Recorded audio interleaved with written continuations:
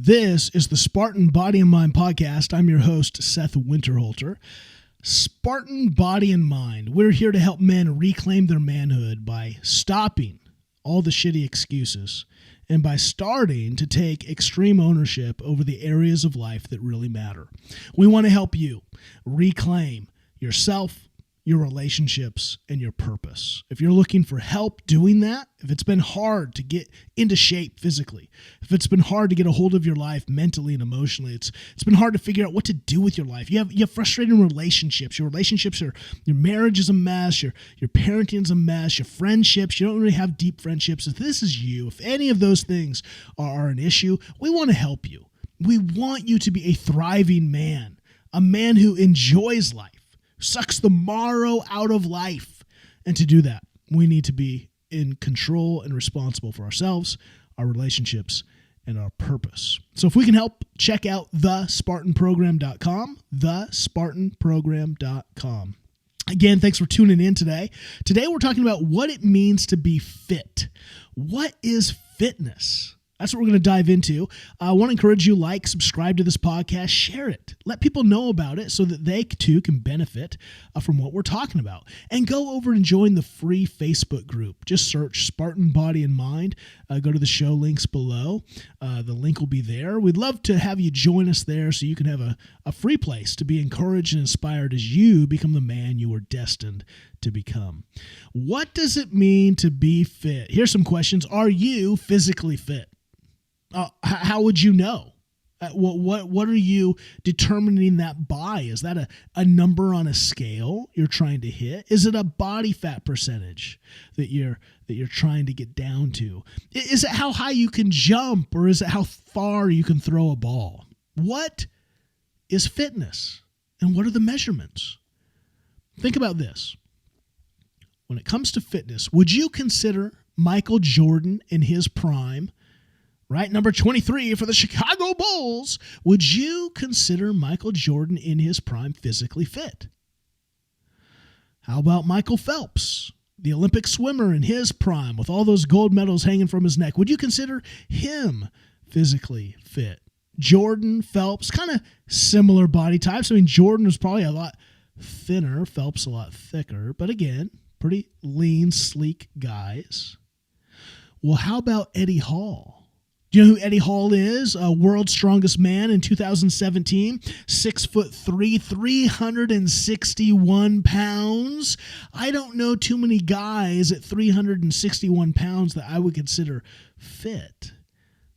Eddie Hall, to be the world's strongest man, do you have to be fit?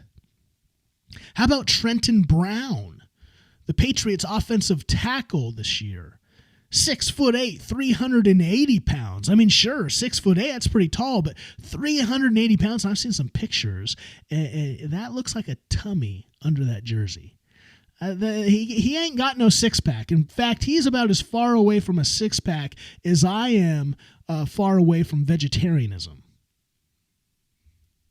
But is he fit? How about Evans Chebet?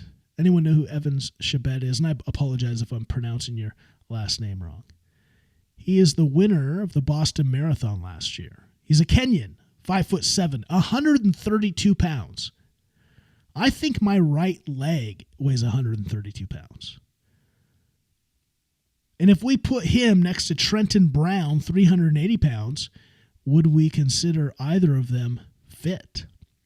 I mean, I would think you have to be fit to win the Boston Marathon, and I would also think you have to be fit to play starting offensive tackle for the New England Patriots. What is fitness? What does it mean to be fit? I would argue that being fit has everything to do with a purpose. What are you fit for? All of these men were fit for their individual sport. Their fitness enabled them to win. And so if you desire to become fit, you need to ask yourself, what does it mean to be fit for my specific life? Now, there are two things we have to consider when it comes to fitness. There's general fitness and there's specific fitness. we should all attain to general fitness. Now, I would say it could be said that Eddie Hall, at his 361 pounds to be the world's strongest man, was fit for his sport, but he wasn't fit for life. It's too big. This is where bodybuilders, professional bodybuilders, they're too big for normal life. They're fit for their sport. They're fit for a specific time period to do that. But this is why when you look at Dorian Yates, even Jay Cutler won the Mr. Olympia 4 times. Just amazing, huge shape. Just a ripped block of a man. And yet he's still in at age, I think he's turning 50 this year. Still looks amazing for his age. Still has decent size on him. But he's definitely not the size he was when he won Mr. Olympia. And yet he is fit. Dorian Yates, Mr. Olympia, multiple times. Now looks totally different than he did. Much smaller. And yet, I would say fit. General fitness. Fit for everyday life. Are you fit for everyday life? To be fit for everyday life means, number one, you can't be obese. You cannot look in the mirror and go, okay, I'm just fat. That is not fit. Now, do you have to have a six-pack? No. Do you even have to have abs? Probably not. But do you need to be, like for a guy, I would say 20% body fat or under? That's probably a good number. You know? Can you have, some love handles? Maybe. Again, it depends on, I know guys who have huge beer bellies and no love handles. And I know, like me, I'll get love handles looking at a cheeseburger, and yet I can still have abs. Different body types.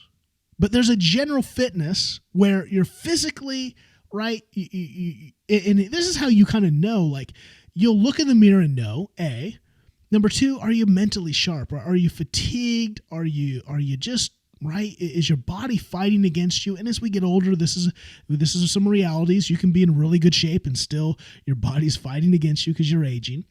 But there's a general fitness for height, for energy output, the way you look, the way you feel. There's general. But then this is where I want to really talk about fitness for you. There's specific fitness. And this is what really motivates you. No one is probably motivated to lose weight for general fitness. We all know we should, but we don't. Why? Because the chips and salsa and the fast food, the convenience, the comforts, the desserts, those don't motivate us to be generally fit. So what would motivate us? Specific fitness, where you start to think about the life you want to live, where you start to think about, man, what would it mean to be fit for my work? How does maybe you're out of shape right now. How is that out of shape impacting you? How does that impact you when you go into a board meeting, an important client meeting, an important meeting with your supervisors, the people above you, the president of your company, and you don't feel very confident in the way you look. You feel like you look out of shape, a little slouchy, a little chubby. You're afraid of the sweat your body's causing, which is probably maximized because you're out of shape. Your nervousness is maximized because you're not physically fit. I'll tell you, there's something about being nervous. I can get nervous when I put, 4+ plates on a deadlift. I start to get nervous. That transfers. When all of a sudden I meet people that I might be nervous about, maybe I'm less nervous because I got some other things that make me nervous in life. I've worked out some nervousness. I've challenged myself and I've overcome it. That's why, man, the fitness can do so much for you mentally, emotionally.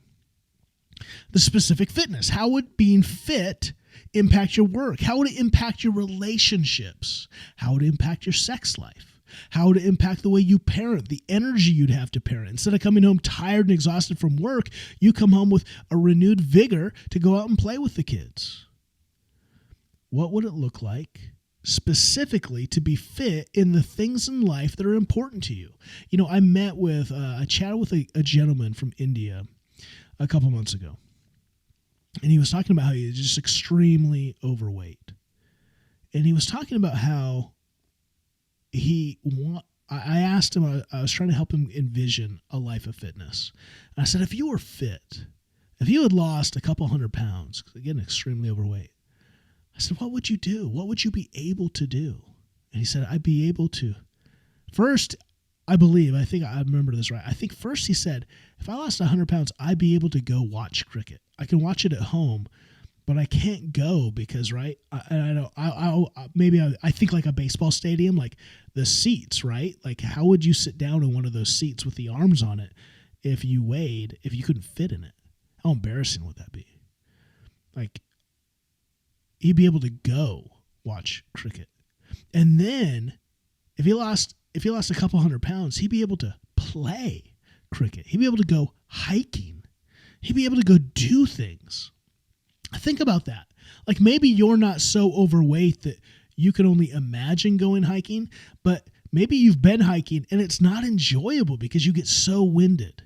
You get so tired so quickly. Imagine what that would do to be able to do the things that you like. Whether that's hiking or camping or whatever you want to do. Maybe it'd be fun to play pickup sports, make some new friends, have a hobby, but you can't because you're so out of shape. See, tie your fitness to life, not just general fitness, because I don't think general fitness is very motivating. I mean, yes, looking in the mirror, but it can be so demotivating because you don't know how to get started and you don't have anyone to row with, and the mirror's just always there every morning telling you you're a loser. It's so much more motivating to think about specific fitness. How would being fit instead of out of shape, how would that impact the actual areas of my everyday life? My work, my play, my relationships, etc. Think about that. Write that down. Let that motivate you to take action and become fit, because it's going to look different for everyone. That's why we shouldn't judge like, it can be easy. You're at the gym and go, man, that guy's really out of shape. I don't know. Maybe he's there to get in shape. But, not everyone needs to have a six-pack. Not everyone needs to be, leg pressing 12 plates aside. Don't push your fitness on someone else, and don't feel that someone else's fitness has to be yours, that you have to attain to someone else's level of fitness. Be generally fit so that you can be healthy. Be specifically fit so you can enjoy life. Let me say that again. Be generally fit so that you can be physically healthy. Because if you're physically healthy, you're going to be more in line to be mentally healthy and emotionally healthy. Be generally fit so you can be physically healthy. Be specifically fit to your life, to the things that are important to you, so that you can enjoy life. If you need to get fit and you've struggled getting started, struggled staying with it, I want you to consider the Spartan Program. TheSpartanProgram.com. Go check it out. We give you a customized plan to get you physically fit for your specific life. We give you a clear path with markers to keep you motivated and encouraged as you move forward. We give you a community of men to row with to help encourage you and keep you accountable so that you can conquer your goals. Want to encourage you, go check it out. TheSpartanProgram.com. TheSpartanProgram.com. Check it out. Until next time.